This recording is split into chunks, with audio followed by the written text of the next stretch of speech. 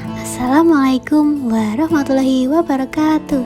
Halo teman-teman semua, selamat datang di layanan bimbingan konseling online SMA Negeri 1 Pleret. Semoga kalian semua siap untuk mulai belajar dan bersenang-senang. Kita menjalani ini bersama, jadi mari kita saling aktif berpendapat ya. Materi kali ini tentang membangun rasa percaya diri. Apa sih yang dimaksud percaya diri itu? Menurut Tandowi dalam Kamus Istilah Bimbingan dan Konseling, percaya diri adalah kondisi mental atau psikologis diri seseorang yang memberi keyakinan kuat pada dirinya untuk berbuat atau melakukan suatu tindakan. Nah, orang yang tidak percaya diri memiliki konsep diri negatif, kurang percaya pada kemampuannya, karena itu sering menutup diri. Jadi, istilah percaya diri ini dapat digarisbawahi adalah suatu kondisi seorang yang menyadari kelebihan serta kekurangannya dan mampu memanajemen kelebihan dan kekurangannya dengan baik. Pada hakikatnya, manusia mempunyai rasa percaya diri. Namun, rasa percaya diri itu berbeda antara orang yang satu dengan yang lain. Ada yang mempunyai rasa percaya diri kurang, dan ada juga yang punya rasa percaya diri lebih, sehingga keduanya memperlihatkan tingkah laku yang berbeda. Nah, gimana sih ciri-ciri orang yang mempunyai rasa percaya diri itu? Simak ya. Apa yang membedakan antara orang yang mempunyai rasa percaya diri dan tidak? Berikut ini. Yang pertama, berani tampil beda. Orang pede adalah orang yang hampir pasti memahami dirinya sendiri. Jadi mengerti kebutuhan dirinya, mengerti keterbatasannya, sehingga jadilah seseorang yang berani tampil beda, tentunya dalam hal positif. Yang kedua, berani menerima tantangan. Bukankah ketika kita belum mencoba, kita belum tahu persis kapankah kesiapan kita? Nah, berani menerima tantangan berarti berani untuk belajar sesuatu yang baru. Lalu yang ketiga, asertif. Asertif berarti tegas, punya pendapat, serta berani berkata tidak.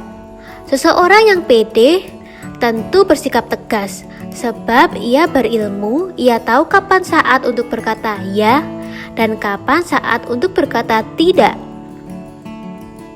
Ciri yang keempat yaitu mandiri. Seseorang yang pede adalah seseorang yang mandiri. Ia percaya pada kemampuan dan kekuatan dirinya dalam mengatasi permasalahan. Lalu, yang kelima, selalu bereaksi positif dalam menghadapi masalah. Reaksi positif ini misalnya dengan tetap tegar, sabar, dan tabah dalam menghadapi permasalahan hidup. Lalu, apa sih faktor-faktor yang mempengaruhi kepercayaan diri seseorang itu? Faktor pertama yaitu bentuk fisik. Bentuk fisik yang bagus dan profesional tentu akan membuat seseorang merasa lebih percaya diri karena terlihat baik oleh orang lain. Yang kedua, bentuk wajah. Daya tarik setiap orang tergantung pada banyak hal, salah satunya adalah wajah. Wajah yang rupawan atau good looking membuat kepercayaan diri seseorang menjadi lebih tinggi. Yang ketiga, status ekonomi.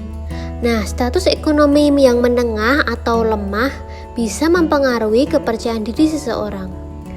Selanjutnya, pendidikan dan kemampuan. Nah, pendidikan yang baik akan memberikan kepercayaan diri pada seseorang karena memiliki ilmu yang telah dikuasai. Nah, faktor terakhir, keluarga. Nah, biasanya anak yang merasa terbuang dan tersingkir dari keluarga akan merasa kurang percaya diri.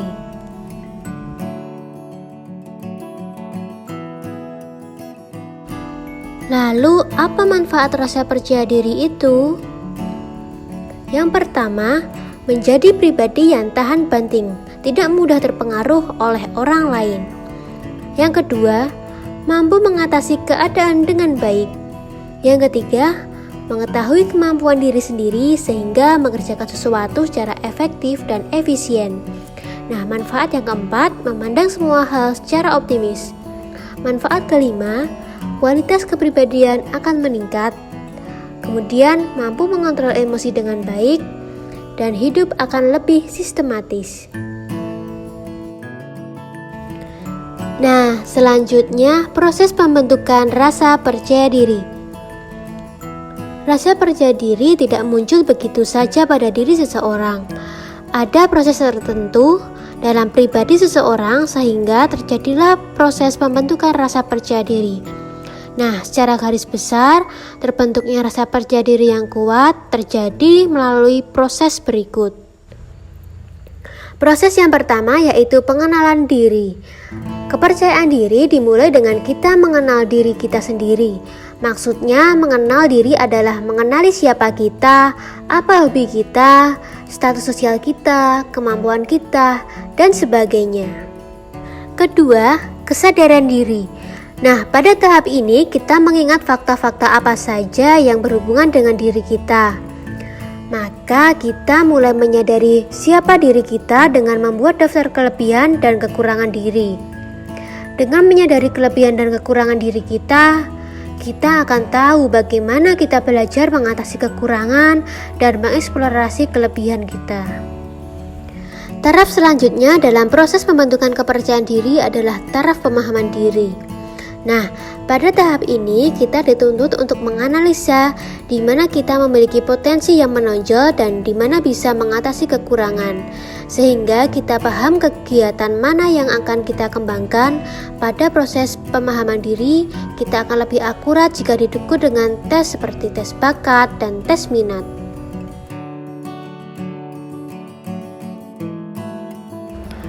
Pada taraf integritas diri, seseorang sudah berani menunjukkan kemampuan, kelebihan, dan kekuatan-kekuatan dirinya.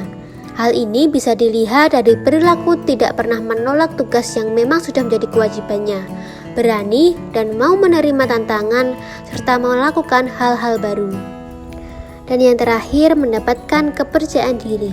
Akhirnya seseorang bisa mendapatkan kepercayaan diri setelah dia mengenali dirinya, mengenali kelebihan dan kekurangannya, berani mengeksplorasi potensinya, dan berani menerima tantangan.